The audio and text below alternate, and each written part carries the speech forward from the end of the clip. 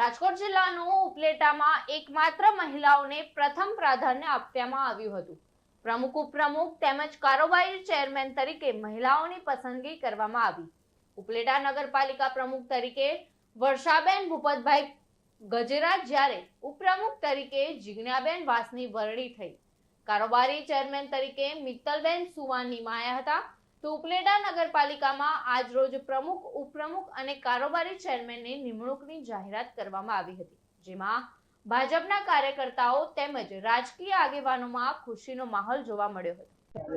હું ઉપલેટા ગજેરા વર્ષાબેન આજે મારી નગરપાલિકામાં પ્રમુખ તરીકે નિમણૂક કરેલી છે, તે બદલ હું પાર્ટીના આગેવાનો, આપણા ધારાસભ્ય શ્રી મહેન્દ્રભાઈ પાડલિયા, શહેર પ્રમુખ પ્રતિકભાઈ વોરા, આગેવાનો આપણા હરિભાઈ ઠુમર તથા બધા ભાઈઓ બહેનોનો હું ખૂબ આભાર માનું છું। જિલ્લા ભાજપ પ્રમુખ તેનો અલ્પેશભાઈ ઢોલરિયાનો, મહામંત્રી રવિભાઈ નો પણ હું ખૂબ ખૂબ આભાર માનું છું। તમારું નામ ને વિગત?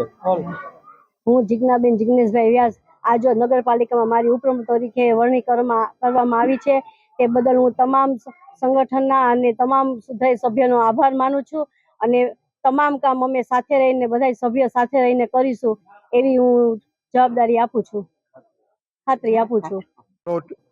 ઉપલેટા નગરપાલિકાની પ્રમુખ ઉપપ્રમુખની ચૂંટણીમાં ભારતીય જનતા પાર્ટીએ મેન્ડેટ જે આપેલ વર્ષાબેન ગજેરા પ્રમુખ તરીકે અને જીજ્ઞાબેન વ્યાસ ઉપપ્રમુખ તરીકે, તે તમામ ભારતીય જનતા પાર્ટીના 27 નગરપાલિકાના સભ્યોએ બહુમતીથી સર્વસંમતિથી ચૂંટીને મોકલેલ છે। આ તક અને આ ઉપલેટા નગરપાલિકાનો ભારતીય જનતા પાર્ટીના નેજા હેઠળ વિકાસના કામો થાય એ રીતે અને ભ્રષ્ટાચાર મુક્ત નગરપાલિકા બને એવા તમામ પ્રયત્નો ભારતીય જનતા પાર્ટીના ચૂંટાયેલા સદસ્યો કરશે એવી ખાતરી આપું છું। મેન્ડેટને વ્હીપને બધાએ જંગી બહુમતીથી 27 સભ્યોએ બહુમતીથી ચૂંટી કાઢેલ છે।